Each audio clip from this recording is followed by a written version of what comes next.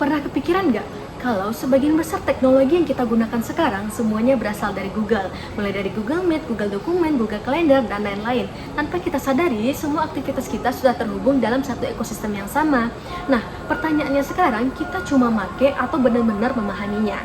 Karena di balik tools Google ini sebenarnya ada satu potensi yang sering kita lewatkan, bukan cuma untuk mempermudah, tapi juga menjadikan kita lebih produktif dan lebih berkembang. Nah, dengan menjadi GSA, saya ingin memanfaatkan kesempatan ini untuk benar-benar belajar dan memahami berbagai inovasi dari Google, agar saya bisa menggunakannya secara maksimal, bukan hanya sebagai pemakai, tapi bisa memberikan dampak yang nyata.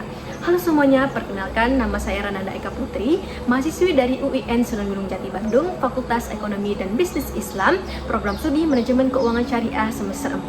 Langsung saja ke pertanyaan yang pertama. Apa yang paling saya sukai dari inovasi teknologi atau budaya perusahaan Google, dan mengapa menjadi GSA adalah cara terbaik bagi saya untuk menyalurkan antusiasme itu di kampus? Nah, inovasi yang paling saya sukai dari Google adalah YouTube. Meskipun tidak didirikan langsung oleh Google, YouTube merupakan salah satu inovasi dan produk utama dari Google. Karena pada tahun 2006, YouTube setelah diakuisisi oleh Google, YouTube resmi beroperasi sebagai anak perusahaan Google di bawah induk perusahaan Alphabet. Di tangan Google, YouTube tidak hanya sebagai platform berbagai video, tapi juga sebagai ekosistem pembelajaran global dengan dukungan teknologi seperti AI dalam sistem rekomendasi dan peluang ekonomi melalui monetisasi kreator. Dan bagi saya, YouTube bukan hanya sebagai tempat hiburan, tapi sebagai tempat bagi saya untuk belajar dan memahami berbagai hal secara mandiri tanpa batas ruang dan waktu. Nah, menjadi GSA adalah salah satu cara bagi saya untuk menyalurkan perspektif ini untuk mendorong mahasiswa agar tidak hanya mengonsumsi YouTube secara pasif, tapi memanfaatkannya sebagai alat pengembangan diri. Pertanyaan yang kedua, satu kegiatan interaktif dengan teknologi Google dengan Teach and Chill. Sebagai mahasiswa yang bergerak di bidang keuangan, saya berkeinginan untuk membangun sebuah komunitas yang bernama Finance Lab with Google, yaitu sebuah komunitas sederhana tapi aplikatif yang dimana kita belajar mengelola keuangan secara relevan dengan dunia nyata. Nah, kegiatan ini tidak hanya fokus pada teori tapi juga praktik langsung, di mana kita mulai dengan simulasi pengambilan keputusan menggunakan Google Sheet, lalu hasilnya akan dipresentasikan melalui Google Documents. Yang ingin saya tekankan adalah banyak mahasiswa yang memahami konsep keuangan tapi mereka belum terbiasa untuk mengolahnya secara terstruktur. Nah, disinilah peran dari tools Google, di mana bukan sebagai sekedar alat, tapi sebagai sistem yang melatih cara berpikir yang lebih rapi, terstruktur, dan berbasis data. Nah, dengan konsep ini, komunitas tidak hanya sebagai tempat belajar, tapi juga ruang latihan untuk membentuk mindset finansial yang lebih terpakai di dunia kerja nantinya. Lanjut ke pertanyaan yang ketiga, yaitu contoh masalah dan bagaimana cara saya mengatasinya. Jadi saya pernah berada di situasi yang cukup menantang, di mana ketika itu saya ditunjuk sebagai pembicara utama dalam acara sharing session tentang perkuliahan kepada adik kelas 12, dan ketika itu saya ditunjuk hamin satu acara.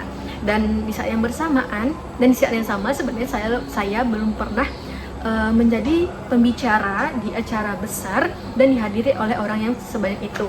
Nah, yang menjadi tantangan bagi saya itu bukan hanya sekedar apa yang ingin saya sampaikan, tapi bagaimana cara saya untuk menarik perhatian audiens agar mereka merasa terlibat di dalam acara tersebut.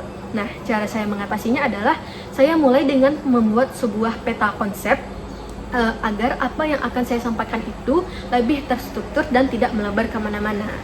Dan selain itu saya juga memasukkan sesi interaksi. Jadi saya itu bukan hanya sekedar menjelaskan, tapi mengajak mereka berpikir dan juga merespon, sehingga suasananya itu menjadi lebih hidup dan tidak satu arah. Nah, dan bagi saya komunikasi yang efektif itu bukan tentang seberapa banyak yang kita sampaikan, tapi seberapa dalam pesan itu bisa diterima dan diingat oleh audiens. Lanjut ke pertanyaan yang keempat, momen atau pencapaian apa yang paling berkesan bagi saya setelah 3 bulan pertama menjadi GSA. Momen atau pencapaian yang akan membuat saya berkesan setelah 3 bulan pertama menjadi GSA adalah ketika saya benar-benar sudah memahami dan mampu menggunakan fitur-fitur dari Google, lalu saya bisa membagikan pemahaman itu kepada orang lain. Karena bagi saya pencapaian itu sederhana tapi bermakna ketika saya bisa mengajak teman-teman saya, khususnya yang belum familiar, untuk menggunakan tools dari Google dengan percaya diri. Salah satunya adalah dengan melalui komunitas Finance Lab with Google tadi, yang dimana kita bisa belajar bersama mengelola keuangan secara praktis menggunakan salah satu tools dari Google, yaitu Google Sheet.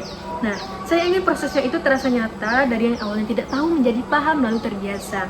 Karena disitulah dampak sebenarnya terbentuk, bukan dari seberapa besar programnya, tapi dari seberapa banyak orang yang bisa berkembang dalam sebuah komunitas acara tersebut.